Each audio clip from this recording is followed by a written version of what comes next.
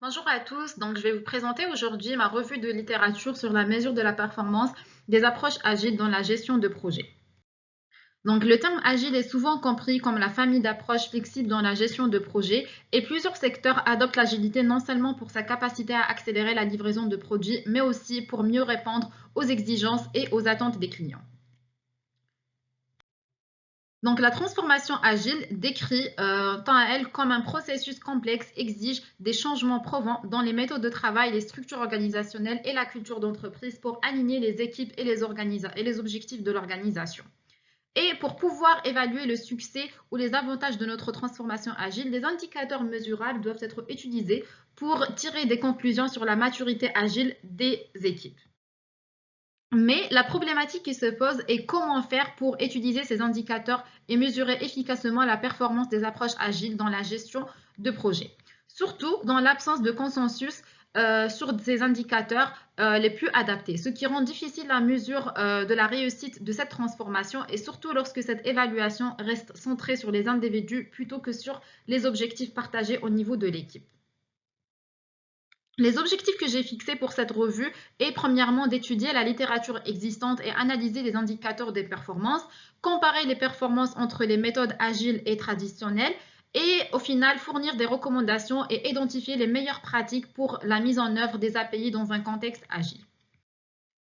À travers la lecture des articles, j'ai identifié plusieurs indicateurs clés pour la mesure de la performance agile et je les classais en deux catégories, des indicateurs de performance de base et des indicateurs de performance avancée. Je vais commencer par citer quelques indicateurs de base, comme la vélocité, qui est utilisée dans les méthodologies pour suivre la quantité de logiciels livrés à chaque itération, le lead time pour le temps entre la demande initiale et la livraison, le cycle time pour mesurer le temps effectif de réalisation, le throughput, évaluer la quantité de travail effectué sur une période donnée, la valeur client qui fournit des indications sur l'alignement des livrables avec les attentes des utilisateurs et au final la collaboration entre employés pour mesurer la qualité des interactions et de travail d'équipe au sein d'une organisation.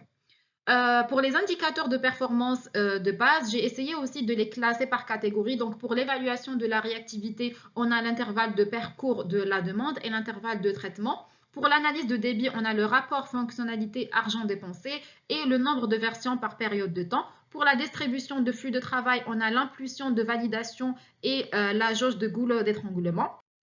Pour la qualité de produit, on a le nombre de rapports de problèmes externes et l'erreur typique. Et aussi, en plus des indicateurs de base et des indicateurs avancés, j'ai trouvé aussi dans quelques articles certains API complémentaires comme le Running Test Features, le débit des fonctionnalités, le ratio d'automatisation des tests, les défauts ouverts par niveau de priorité, le competence lift pour les compétences du personnel, l'enquête sur l'engagement des employés. Et pour plus d'informations sur ces indicateurs, vous pouvez les trouver dans la revue de littérature. Je vais passer maintenant à une petite comparaison des performances entre les approches agiles et traditionnelles. Donc l'agilité utilise aussi des API comme la vélocité et la fréquence de publication, essentielles pour évaluer à la fois la cadence des livrables et la capacité d'adaptation de l'équipe. Aussi, les indicateurs comme le taux de résolution de problèmes et la satisfaction client qui garantissent non seulement la qualité des livrables, mais aussi la réactivité face au retour des utilisateurs. Et en revanche, on a les approches traditionnelles qui privilègient souvent des métriques plus statiques qui ne peuvent pas refléter l'évolution rapide des attentes de marché. Même si ces indicateurs semblent être faciles à utiliser, il existe quelques défis et limites dans leur utilisation.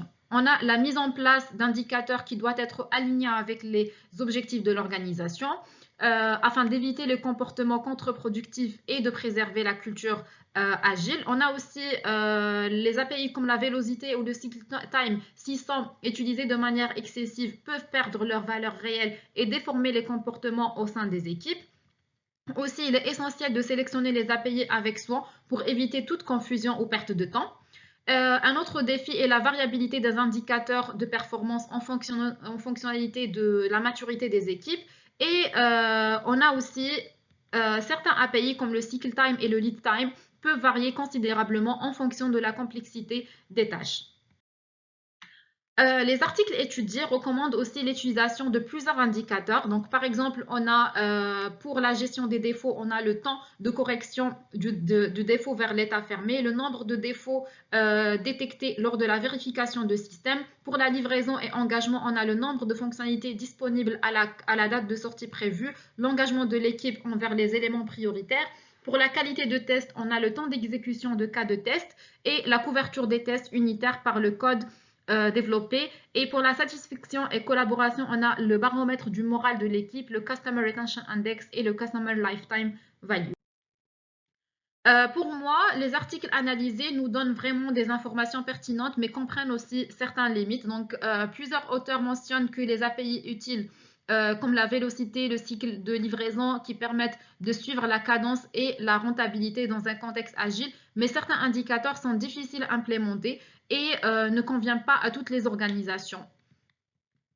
De plus, on a la diversité des API recommandées qui crée un manque de consensus, ce qui rend difficile l'adoption de mesures standardisées applicables à toutes les équipes et situations. Et enfin, la majorité des articles analysés se concentrent sur les projets de développement logiciel et ils n'abordent pas en détail l'application de ces indicateurs sur des environnements non technologiques.